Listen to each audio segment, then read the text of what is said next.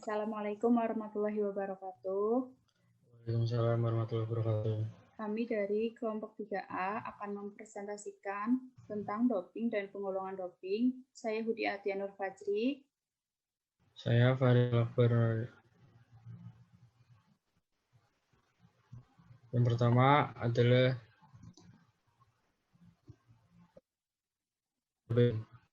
pengertian menurut Komite Olimpiade Internasional atau IOC pada tahun 1990. Doping adalah upaya meningkatkan prestasi dengan menggunakan zat atau metode yang dilarang dalam olahraga dan tidak terkait dengan indeks medis. Menurut pengertian dari KBBI sendiri, penggunaan obat perangsang untuk meningkatkan daya atau tenaga. Doping merujuk pada penggunaan obat peningkat performa atau para atlet agar dapat meningkatkan performa atlet tersebut. Akibatnya, doping dilarang oleh banyak organisasi olahraga seluruh dunia. Alasan utama mengacu pada ancaman kesehatan atas obat meningkatkan performa, kesamaan kesempatan bagi semua atlet, dan efek olahraga bersih atau bebas doping.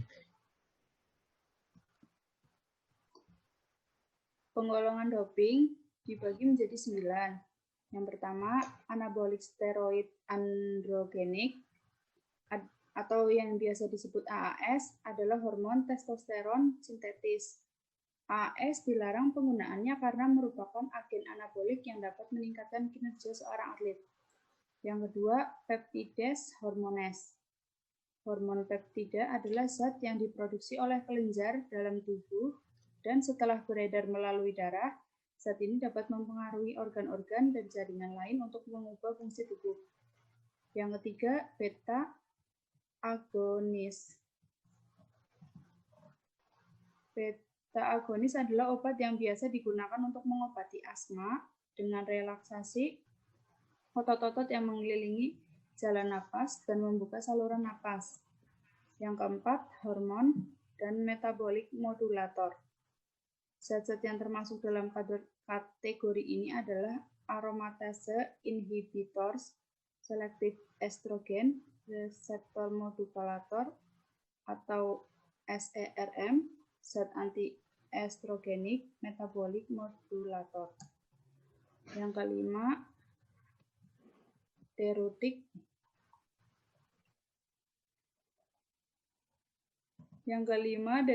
Dan masking agent.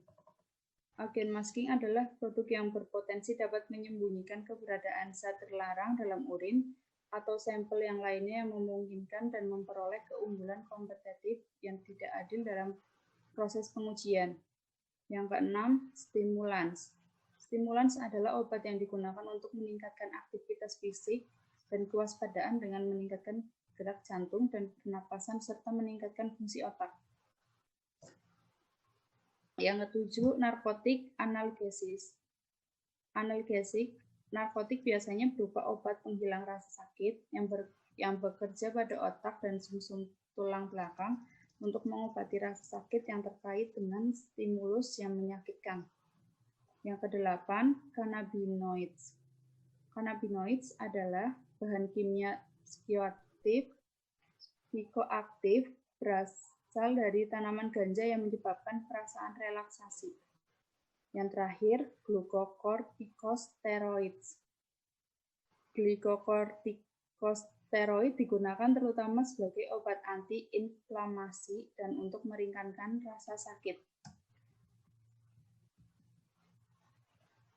Jenis-jenis doping di dalam dunia atlet ada 7 jenis. Yang pertama, erythropoietin.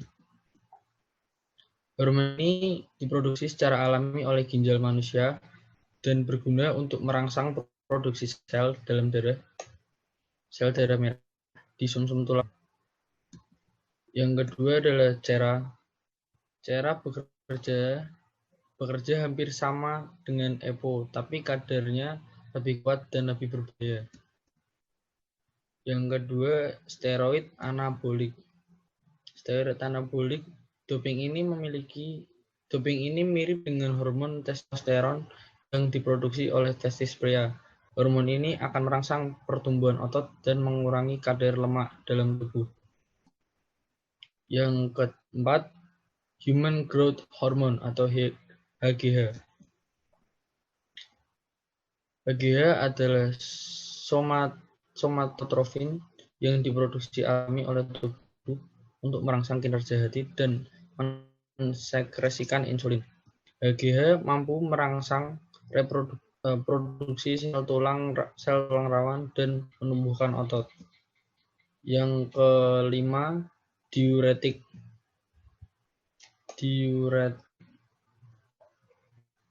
Jenis doping ini digunakan untuk menyamarkan adanya zat terlarang lain dalam tubuh atlet. Diuretik juga punya efek menurunkan berat badan sehingga sering digunakan untuk memenuhi standar berat badan atlet. Yang keenam, insulin. Insulin meningkatkan penyerapan glukosa ke otot agar atlet punya daya tahan tubuh lebih tinggi. Efeknya cukup berbahaya karena menyebabkan hipoglikemi, tidak sadarkan diri, kerusakan otak, hingga kematian.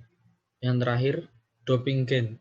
Doping ini bisa meningkatkan pertumbuhan otot, produksi darah, daya tahan tubuh, dan kekebalan terhadap rasa sakit. Doping ini menggunakan rekayasa genetik yang disuntikan dalam tubuh, dan efeknya bisa berlangsung jangka panjang.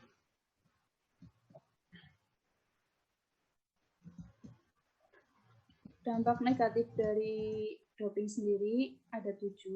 Yang pertama, dapat menimbulkan kebotakan dan mandul pada pria. Yang kedua, mudah terkena serangan jantung yang mampu berdampak pada kematian. Yang ketiga, bisa menimbulkan tumbuh rambut di sekujur tubuh. Yang keempat, bisa menimbulkan stroke. Yang kelima, menyebabkan kecanduan. Yang keenam, kesehatan jiwa terganggu. Yang ketujuh, sistem koordinasi tubuh tidak bekerja dengan baik. Terakhir adalah kesimpulan dari doping sendiri ada beberapa. Yang pertama, meningkatkan prestasi olahraga dengan doping secara fisiologis masih diragukan karena sampai sekarang belum ada eksperimen tentang penggunaan doping. 2. Pemberantasan doping dalam olahraga sangat sulit.